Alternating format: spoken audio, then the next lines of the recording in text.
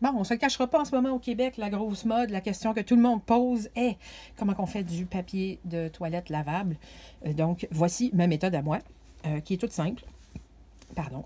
Donc, le résultat final, je vais juste essayer de reculer, que vous puissiez voir. C'est un simple carré de flanellette. Bon, il y a des gens qui le font rectangle, il y a des gens qui mettent des snaps, il y a des gens qui ne mettent pas snap. Ça dépend je vais calmer un peu mon téléphone. Bon, pourquoi je fais ça? Premièrement, j'ai parlé avec des gens qui sont dans ce domaine-là, voir qu'est-ce que les autres en pensaient. Puis, ce que je me suis fait dire, c'est que les grands rectangles, souvent, ça devient juste trop long, c'est pas nécessaire. On s'entend qu'on ne fait pas pipi je veux dire, la quantité de liquide à essuyer, quand on fait un pipi, une fois qu'on a terminé, c'est pas des litres et des litres. Donc, un simple carré semble être suffisant. Et voilà. Et j'ai pas de snap parce que je me suis fait dire par plusieurs personnes qu'après un certain temps, de toujours rattacher les snaps, les gens s'écœurent, puis à la place, ils font une pile, ils mettent ça sur la vanité, puis ils en prennent un à chaque fois. Donc, pourquoi je mettrais des snaps quand, dans le fond, les gens ne les utiliseraient pas? Oui, c'est super cute. Genre, oui, quand je vois les rouleaux dans les magasins, moi, je trouve ça super cute. Mais je le fais pas parce qu'au bout du compte, les gens s'en servent pas. Donc, un simple carré, ça, c'est ma méthode à moi. Si vous voulez faire un rectangle, allez-y. Le principe est exactement le même. C'est juste la grandeur du tissu qui change. Donc, voici mon carré au départ. C'est un carré de 6 pouces et demi par 6 pouces et demi. Je ne suis pas sûre, par contre, en centimètres, combien ça donne, mais vous prenez 6,5, vous le multipliez par 2,54 et vous allez avoir votre réponse. Donc, alors, on commence avec le carré. Ça, c'est de la flanellette, 2 épaisseurs. Donc, il y a vraiment 2 épaisseurs de flanellette, comme on peut voir. Et quand je l'ai achetée, elle était pas mal rude. Oui, on me disait que c'était de la flanellette, 100% coton, mais moi, je trouvais qu'elle n'avait pas de belle texture. Fait que je l'ai mis dans la laveuse 3 fois. J'ai un mode de speed wash, donc lavage rapide, qui fait ça en 15 minutes. Mais j'ai un paramètre sur ma laveuse que je peux monter la quantité de minutes qu'elle lave. Donc, je mettais ça à 22 minutes, qui est le maximum. Alors, on faisait un lavage rapide à eau chaude pendant 22 minutes. J'ai repassé, j'ai fait le cycle 3 fois, puis après ça, je l'ai mis dans la sécheuse en mode rapide, donc lavage à l'air chaud. Séchage à l'air chaud, je veux dire. Et ça a donné vraiment la texture qu'on connaît bien de la flanellette. Donc, et puis en plus, l'avantage de faire ça, c'est que le tissu, quand vous le lavez, quand il vient d'être tissé, la flanellette, elle n'est pas très absorbante. Elle a besoin de se faire brasser, si on peut dire, par plusieurs lavages successifs. Tout le monde dit que la flanellette, après plusieurs lavages, est beaucoup plus absorbante que quand elle est flambant neuve. Donc, en le lavant 3 fois déjà, ou plusieurs fois, jusqu'à temps que ça ait une texture comme vous le voulez, c'est vous rendez vos services à vos clients, puis en même temps, vous leur donnez un meilleur service. Donc, ils ne viendront pas vous dire, mais ça n'absorbe pas votre affaire, madame. Sont déjà rendues plus absorbantes que si vous aviez fait juste un simple lavage, comme on fait avec tous les autres tissus. Donc, voilà, ma flanellette est prête. J'ai coupé mes carrés. Alors, comment qu'on fait les coins ronds, puis la méthode au complet?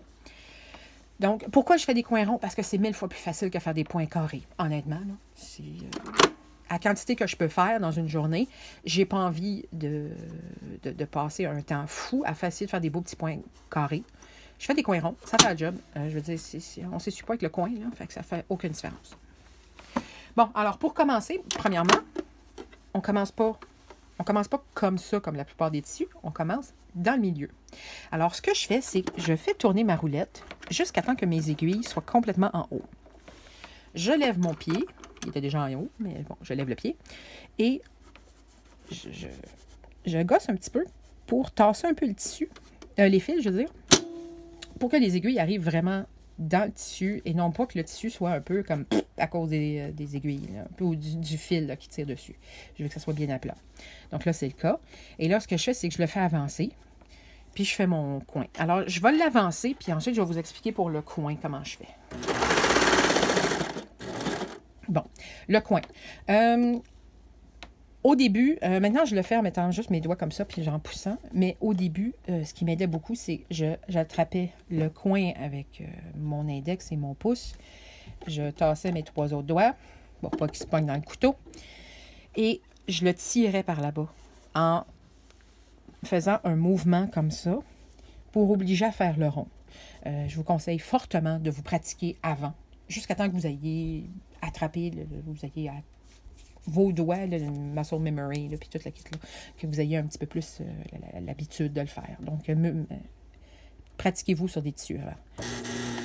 Alors, je tire, je tourne, et là, vous voyez mon index qui pousse. Voilà.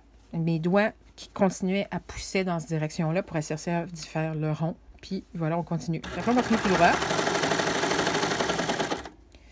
Et là, je ne sais pas si vous voyez... Donc, vous voyez, la couture n'est pas écrasée. Les points ne sont pas plus serrés ici. Ou peut-être un peu plus serrés, mais à peine. Donc, ça n'a pas l'air fou. Le tissu a été bien... la couture a été bien faite. Donc, là, je vais faire un autre tour.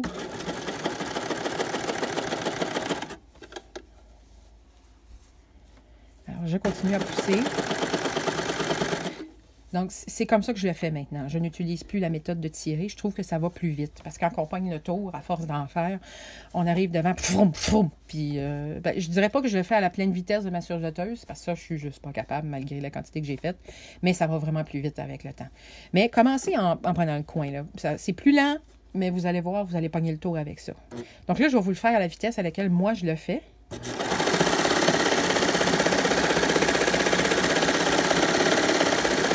Voilà. Alors, une dernière fois, je vous le montre. On pogne le doigt, le coin, on tire. OK. Qu'est-ce que je fais avec ça maintenant? Donc, lui, il est dans le chemin. Donc, on essaie de le tasser par là pour pas qu'il se fasse reprendre dans la couture. Et là, j'envoie pas mon couteau ici dans le but de couper ça. J'ai pas besoin de le couper. Il est déjà cousu, il est déjà coupé, il est déjà parfait. Alors, je vais déplacer mes tissus jusqu'à temps que le couteau effleure ici, mais ne coupe pas. Et je vais avancer, je vais passer par-dessus un petit peu, puis après ça, je m'en vais par là, mais délicatement. Vous allez voir, c'est ça que j'avais expliqué dans une autre vidéo. Si vous faites ça comme ça, la couture, elle part dans cette direction-là, puis ça fait pas beau, ça se voit.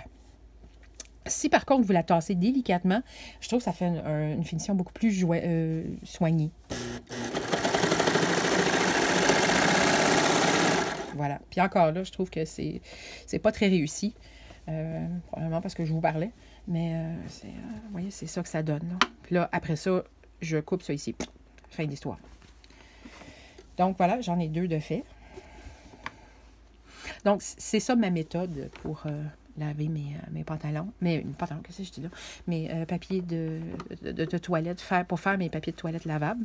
Donc, flanellette de 6 pouces par 6 pouces. Et si je veux faire des Scott Towel lavables, j'en ai même une grosse pile ici que je vais vous montrer.